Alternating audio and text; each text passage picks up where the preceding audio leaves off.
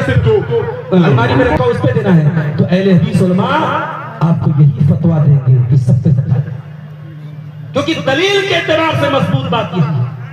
नबी अकरम के पास एक औरत आई, उसके साथ एक बच्ची थी, बच्ची के हाथ में सोने के 2 कंगन थे। अल्लाह के रसूल ने पूछा, अब तो अद्दी ने ज़कात कहा, क्या तू इसकी ज़कात देती है? उसने कहा नहीं। आपने फरमाया क्या तू ये पसंद करेगी कि इस कंगन की जगह तुझे आग का कंगन पहनाया जाए? उसने कहा नहीं है अल्लाह के नबी। उसने फौरन कंगन उतारा और कहा अल्लाह के नबी इसकी ज़कात आप ले लीजिए।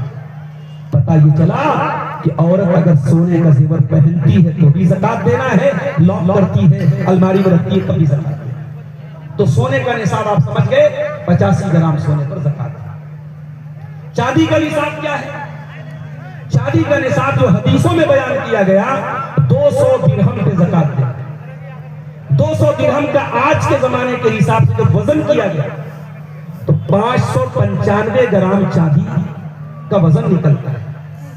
अगर किसी के पास 595 आधा किलो से कुछ ऊपर लगभग 600 ग्राम अगर किसी के पास चांदी है तो उस चांदी पर उसको ज़कात देना है।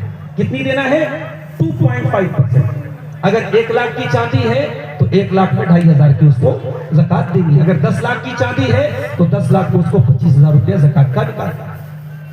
अब यहाँ एक मसला और समझ लीजिए, हमारे यहाँ करेंसी नोट की शक्ल में होती